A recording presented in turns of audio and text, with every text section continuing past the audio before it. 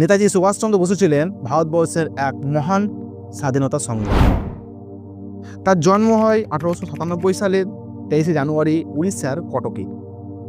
ছোটবেলা থেকে তিনি খুব মেধাবী ছিলেন এবং দেশকে স্বাধীন করার স্বপ্ন দেখতেন। তিনি ইন্ডিয়ান সিভিল সার্ভিসে চাকরি পেলেও তিনি সেটা ছেড়ে দেন, কারণ তিনি ব্রিটিশদের শাসনের অধীনে থাকতে চাননি। তার মনে ছিল একটাই লক্ষ্য, দেশকে স্বাধীন করা।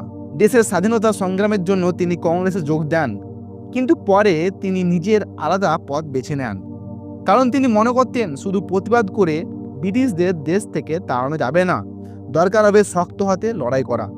আর সেই সময় তিনি বিদেশে গিয়ে জার্মানি ও জাপানের সঙ্গে যোগাযোগ করেন এবং গঠন করেন আজাদ হিন্দ ফৌজ। আর এই বাহিনীর লক্ষ্য ছিল ভারতের মাটিতে ঢুকিয়ে ব্রিটিশদের হটিয়ে স্বাধীনতা আনা। এবং তার বিখ্যাত স্লোগান ছিল, তোমরা আমাকে রক্ত দাও, আমি তোমাদের স্বাধীনতা দেব। এই স্লোগান আজও কোটি কোটি ভারতবাসীর মনে আগুন জ্বেলে দেয়। 1945 সালের 18 আগস্ট ঘটে যায় এক রহস্যময় ঘটনা। বলা হয় সেদিন নেতাজি জাপানের একটি বিমানে চড়ে তাওয়ানের তাইহুক বিমানবন্দরে যাচ্ছিলেন। উড়ানের কিছুক্ষণ পরে সেই বিমানটি দুর্ঘটনায় পড়ে এবং আগুন ধরে যায়। সরকারি রিপোর্ট অনুযায়ী বলা হয় যে সেই দুর্ঘটনায় নেতাজি মারাত্মকভাবে আহত হন এবং কিছুক্ষণ পরে তার মৃত্যু হয়।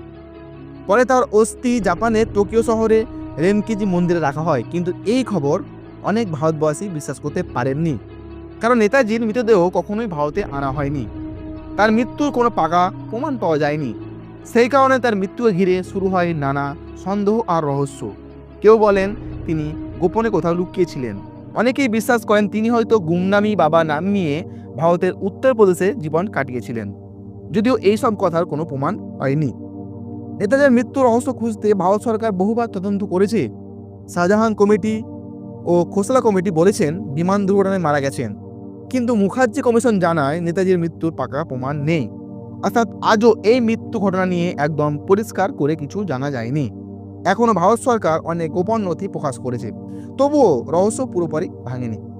আজ নেতাজি সুভাষচন্দ্র বসুর মৃত্যুর রহস্য রয়ে গেছে, কিন্তু একটা জিনিস খুবই স্পষ্ট, নেতাজি ছিলেন ভারতের স্বাধীনতার এক অমর নায়ক এবং তিনি আমাদের শিখিয়েছেন দেশপ্রেম কাকে বলে, স্বাধীনতার জন্য নিজের জীবন কিভাবে উৎসর্গ করতে হয়। তার মৃত্যুর রহস্য হয়তো এখনো অজানা, কিন্তু তার জীবন ও সংগ্রাম আজও কোটি কোটি মানুষের হৃদয়ে বেঁচে আছে।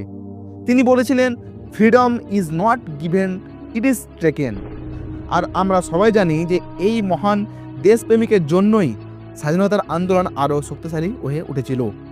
তাই নেতাজিকে মনে রাখতে হবে শুধু 23 জানুয়ারি নয়, তাকে মনে রাখতে হবে প্রতিটি সময়, প্রতিটি মুহূর্ত, কারণ তিনি আমাদের গর্ব। তো ভিউয়ার্স, ভিডিও এতটাই, ছোট্ট একটু ভিডিও ছিল।